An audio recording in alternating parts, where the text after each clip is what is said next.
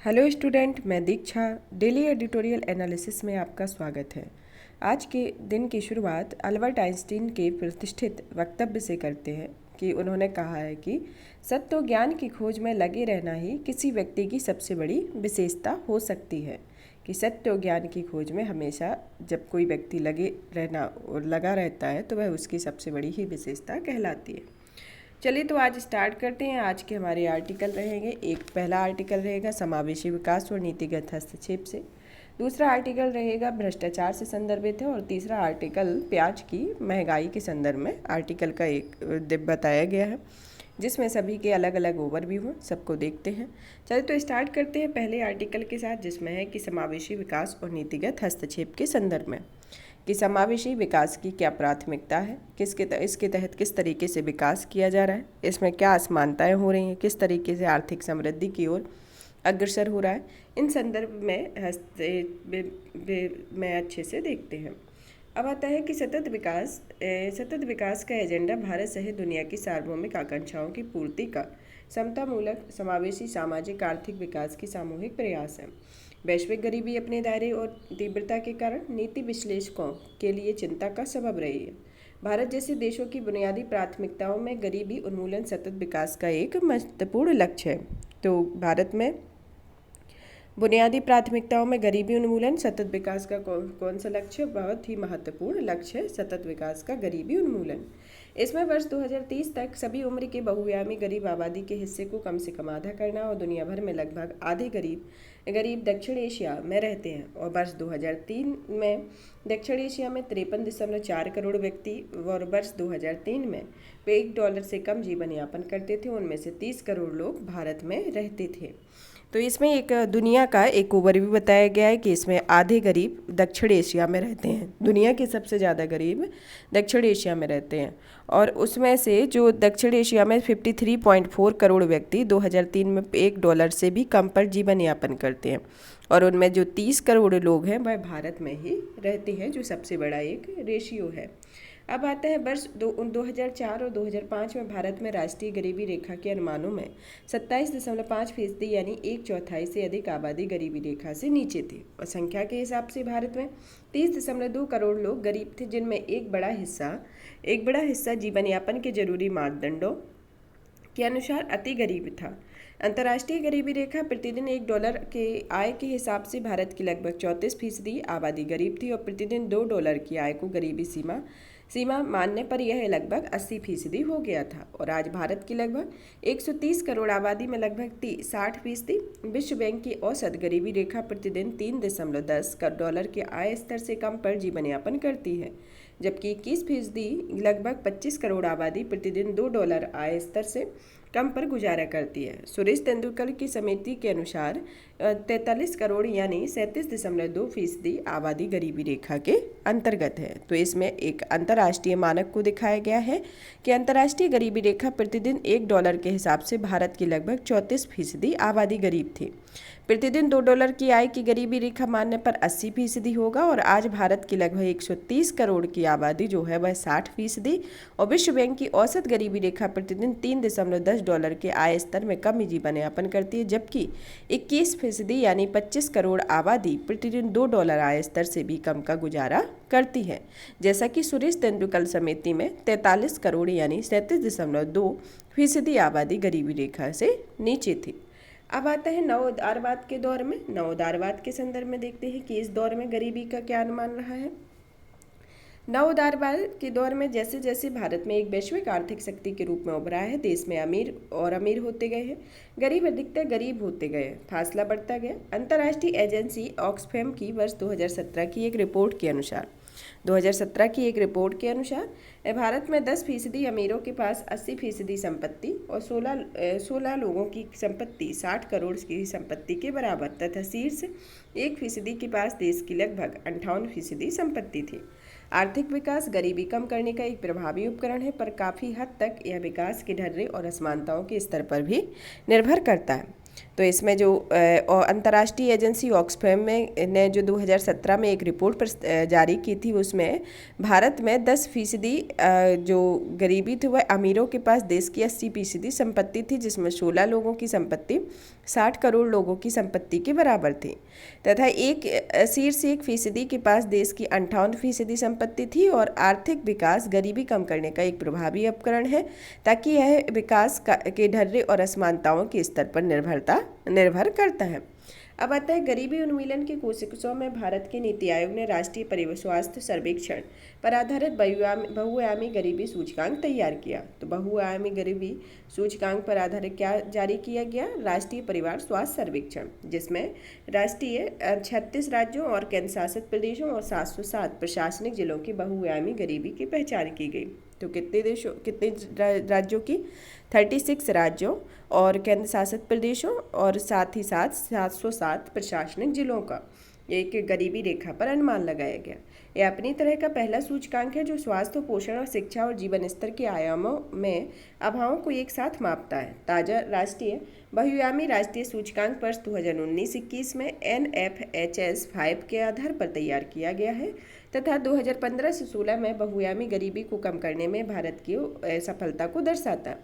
यह Oxford poverty and human development initiative और संयुक्त राष्ट्र विकास कार्यक्रम द्वारा विकसित पद्धति के आधार पर राष्ट्रीय, राज्य और जिला स्तर पर गरीबी जनसंख्या अनुपात और बहुआयामी गरीबी गहनता को प्रस्तुत करता है। गरीबी का आकलन आय स्तर पर निर्भर करता है, पर MPI स्वास्थ्य, शिक्षा और जीवन स्तर में बहुआयामी अभावों को देखता है।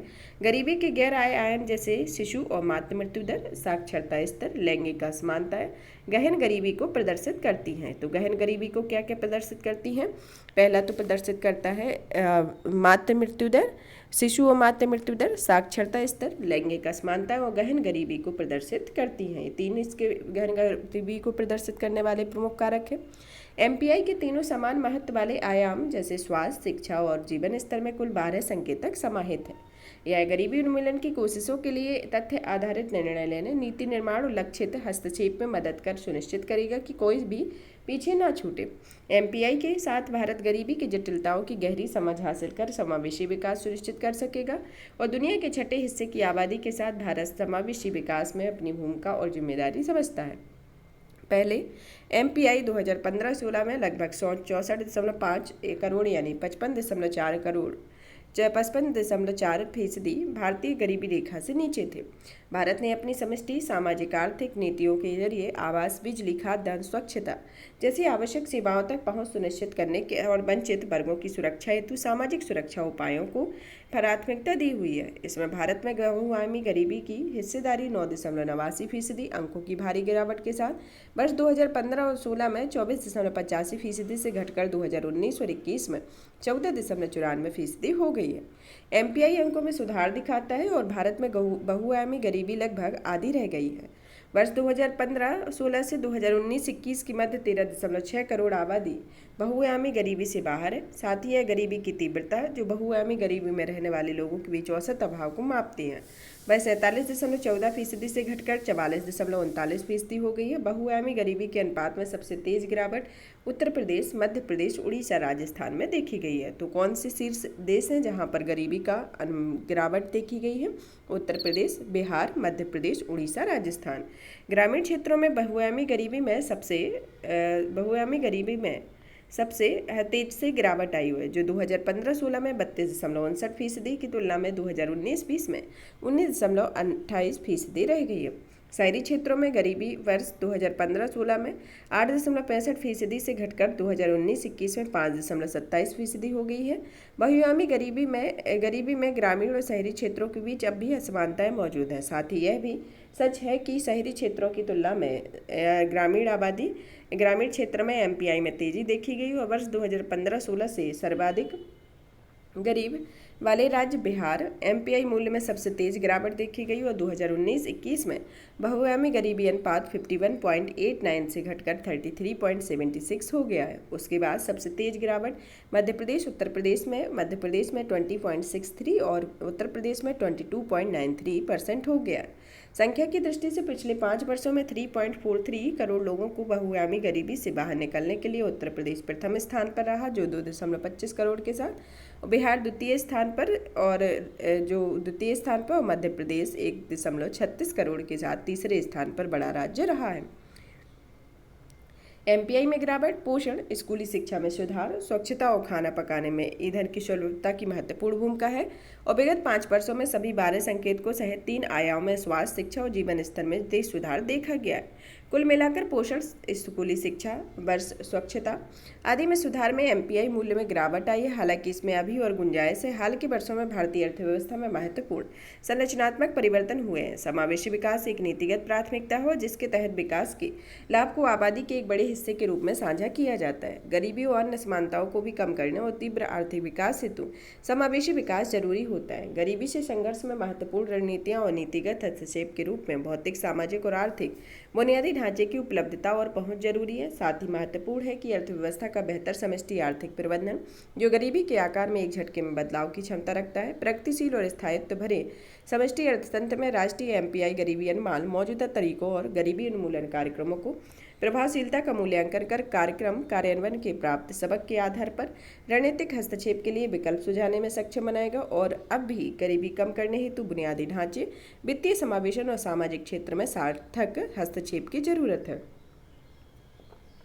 यहाँ पर इस वाले आर्टिकल में समावेशी विकास और नीतिगत हस्तक्षेप के संदर्भ में पूरे आर्टिकल पर विस्तृत चर्चा की गई है कि इसमें भारत में गरीबी किस स्तर पर है और विश्व में भारत की गरीबी कितना है, दक्षिण एशिया में किस तरीके से गरीबी है और कौन कौन से मूल संकेतक हैं, जिसमें 12 मूल संकेतक हैं, किस स्तर पर गरीबी का आकलन किया जाता है, जिसमें कहाँ पर किस किस प्रदेश में तेज गिरावट देखी गई है, कहाँ पर किस तरीके की स्थिति रही है, जिसमें जैसे कि उत्तर प्रदेश, बिहार, मध्य प्रदेश, उड़ीसा और राजस्थान के राज्यों को लिया गया है। इस संदर्भ में प्रत्येक देशों में जैसे प्रथम स्थान पर प्रथम और द्वितीय तृतीय स्थान पर जैसे प्रथम स्थान पर उत्तर प्रदेश रहा, द्वितीय स्थान पर बिहार रहा और तृतीय स्थान पर तीसरा जो राज्य रहा वह मध्य प्रदेश रहा, जो बहुआयामी गरीबी से बाहर निकलने में इन्होंने महती भूमिका निभाई हुई है। तो इस संदर्भ में था। अब हमारा नेक्स्ट आर्टिकल आता है भ्रष्टाचार से संदर्भ में कि भारत में भ्रष्टाचार की जड़ें इस तरह से मजबूत होती गई हैं कि उन्हें काटना शायद ही उनके बस में बात नहीं रह गई है। हर चुनाव में भ्रष्टाचार प्रमुख मुद्दा है।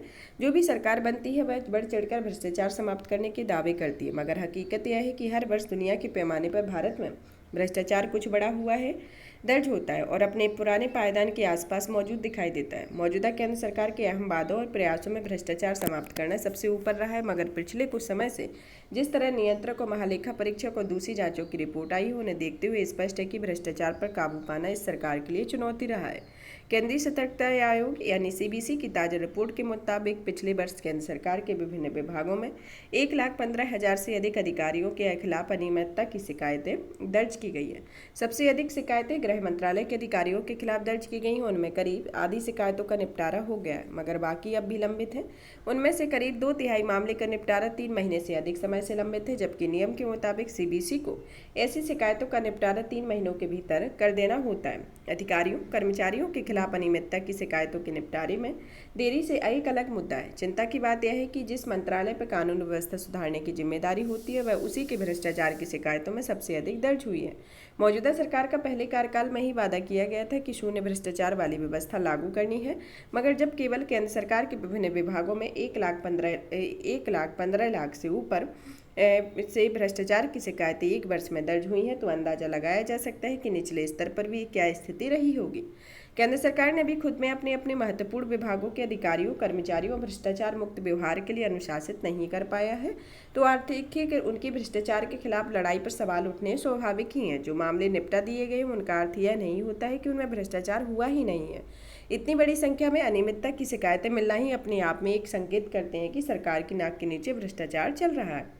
इस मामले में राज्यों और जिला तहसील स्तर पर स्थिति किसी से भी छिपी नहीं होती है। सरकारी विभागों में छोटे से छोटा काम भी बना रिश्वत के करा लेना बड़ी उपलब्धि मानी जाती है। हालांकि केंद्र और राज्य सरकारों ने इस पर अंकुश लगाने के लिए डिजिटल प्रणाली से पंजीकरण, लेन देन आदि की व्यवस्था कर रखी और मगर उसके समानांतर अधिकारियों कर्मचारियों में रिश्वत और कमीशन का अपना रास्ता निकाल रखा है। तहसील और जिला कार्यालयों में तो कई जगह हर काम की देरी और अघोषित रूप से तय होती है। ऐसे में आम लोगों को यह धारणा होती है कि कोई भी सरकारी काम बिना रिश्वत के ही नहीं हो सकता। ठेकों आदि में भारी कमीशन की शिकायतें अक्सर सुनने को मिल जाती हैं और अगर सचमुच केंद्र सरकार भ्रष्टाचार पर लगाम लगाने की गंभीर होती है तो इसमें बड़े पैमाने पर उसके अधिकारी कर्मचारी की अनियमितता का हिम्मत शायद ना जुटा पाते। इसके संदर्भ में यह आर्टिकल को दिया गया है कि भ्रष्टाचार जिस तरीके से दिखता है कि जहाँ पर कोई मुद्दा उठा तो वहाँ अगर भ्रष्टाचार दिख रहा है कि यहाँ भ्रष्टाचार ज़्यादा हो रहा है तो वो हाईलाइट हो जाता है, लेकिन ज़रूरी नहीं है कि जहाँ पर जो मुद्दा उठ रहा है या फिर जो भी प्रशासनिक कार्यवाही या फिर जो भी सामाजिक गतिविधि हो रही है, जिस तरीके से राजनीतिक हस्तक्षेप होते हैं, अगर इस तरीके की ये अनियमितता है, जो अधिकारी कर्मचारियों के खिलाफ अनियमितता की जो शिकायतें हैं, इनके संदर्भ में अगर मुद्दा उठ रहा है भ्रष्टाचार का, तो ज़रूरी नहीं होता है कि जहाँ पर यह मुद्दा नहीं उठ रहा है तो वहाँ भ्रष्टाचार नहीं हो, लेकिन वहाँ हो ही रहा होता है, ऐसा कन्फर्म तौर पर नहीं बता सकते। यहाँ पर इसी संदर्भ में यह आर्टिकल था। अब आता है महंगाई के संदर्भ में कि जो अभी प्रेजेंट में जो टमाटरों की के भाव में बढ़ोतरी हुई थी, लेकिन हाल ही में प्याज में भी महंगाई देखी जा रही है कि महंगाई की वजह से पहले ही आम लोगों के सामने कई तरह की चुनौतियां खड़ी हैं और रोज़मर्रा इस्तेमाल की चीज़ों की कीमतें इस तरह बेलगाम पर हुई हैं कि उनके उपभोग पर इतना साफ असर रहता है कि पिछले कुछ समय महंगाई की वजह से टमाटर बहुत सारे लोगों की पहुंच से दूर हो चुका था। अब इस कड़ी में प्याज भी आ गई है जिसमें महंगाई की मार से जूझते लोगों को फिलहाल कोई राहत नहीं मिलने जा रही है। गौरतलब है कि बाजार में प्याज की कीमतों में बढ़ोतरी की आशंका के मद्देनजर और उसे नियंत्रित रखने में मकसद से केंद्र सरकार ने निर्यात में 31 दिसंबर तक के लिए 40% शुल्क लगा दिया है। जाहिर है कि सरकार की मंशा खुले बाजार में प्याज की उपलब्धता बढ़ाकर उसकी कीमतों को आम लोगों की पहुंच बनाए रखने की थी, मगर निर्यात पर शुल्क लगाने में केंद्र के फैसले को विरोध महाराष्ट्र के नासिक, अहमदनगर सहित कई इलाकों में किसानों ने थोक बाजार में रविवार की बिक्री पर किया हुआ था। यानी सरकार के जिस कदम को प्याज की कीमतों को नियंत्रित रखने के लिए उठाया जा रहा था और उसके बाद किसानों ने घोषणा की कि उसकी वजह से कीमतें शायद बेलगाम हो गई। और दरअसल हाल के दिनों में प्याज के दाम में अचानक तेजी ने बहुत सारे लोगों को इसकी पहुंच से दूर कर दिया है और कुछ रोज पहले 20-25 रुपये किलो बिक रही प्याज फिलहाल 50 रुपये प्रति किलोग्राम पहुंच गई है। और इस स्थिति को भाप कर सरकार ने इस पर लगाम लगाने के लिए निर्यात शुल्क में इजाफा कर दिया है, मगर इस कदम को किसानों के हित के विरुद्ध माना जा रहा है क्योंकि महाराष्ट्र के किसान जो है इस बार प्याज में निर्यात से कुछ मुनाफे की उम्मीद कर रहे थे। अब शुल्क में इजाफे के बाद निर्यात में गिरावट की स्थिति में स्थानीय थोक बाजार में भी व्यापारी इसकी कीमतें कम बताएंगे। इसका खामियाजा किसानों को उठाना पड़ेगा। सवाल है कि यह कैसे सुनिश्चित होगा कि एक और प्याज उत्पादक किसानों को भी कोई नुकसान न हो और दूसरी ओर आम लोगों की कम कीमतों पर भी प्याज मिल सके। प्याज की नई फसल आमतौर पर अप्रैल मई में आती है और उसके बाद इसकी कीमतों में नरमी आती है, मगर फिलहाल अलग अलग क्षेत्रों में थोक और खुदरा बाजार में किल्लत की वजह से दिल्ली, असम, हिमाचल प्रदेश, तेलंगाना, आंध्र प्रदेश की थोक मंडियों में 2000 टन अतिरिक्त प्याज बेचा जा चुका है और प्याज के उत्पादन के मामले में भारत दुनिया के शीर्ष पर रहा है। और सन 2021 में भारत ने 26.6 लाख मीट्रिक टन प्याज का उत्पादन हुआ था और तब 24.2 लाख मीट्रिक टन के साथ चीन दूसरे नंबर पर था। मतलब भारत पहले नंबर पर था और दूसरे नंबर पर चीन था। विडंबना यह है कि किसानों को आमतौर पर अपनी फसलों का उचित मूल्य नहीं मिलता है और मगर बाजार में घोषित अर्थव्यवस्थाओं के तहत उन्हीं फसलों की कीमतें कई बार इतनी ऊंची हो जाती है कि वे साधारण लोगों की पहुंच से बाहर हो जाती है। सवाल यह उठता है कि इसके बीच की रकम किनके पास चली जाती है। जरूरत इस बात की है कि आम उपभोक्ता के साथ साथ किसानों का हित भी सुरक्षित रखने के लिए संतुलित उपाय किए जाएं। इसके संदर्भ में ये आर्टिकल है। इसमें सबसे इम्पोर्टेंट ये है कि भारत पहले नंबर पर प्याज की उत्पादन में था, दूसरे नंबर पर चीन था और प्याज की नई फसल को अप्रैल मई में आती है जिसमें नरमी तो बढ़ती जाती है और उसमें जिसको थोक और खुदरा बाजार में किल्लत की वजह से दिल्ली, असम, हिमाचल प्रदेश और तेलंगाना, आंध्र प्रदेश की मंडियों में 2000 टन अतिरिक्त प्याज बेचा जा चुका है। इसके संदर्भ में है। यहाँ पर ये तीनों आर्टिकल फिनिश होते हैं। और भी इसी तरीके की वीडियो को देखने के लिए वीडियो को लाइक करें, ज़्यादा से ज़्यादा शेयर करें, सब्सक्राइब करें। धन्यवाद।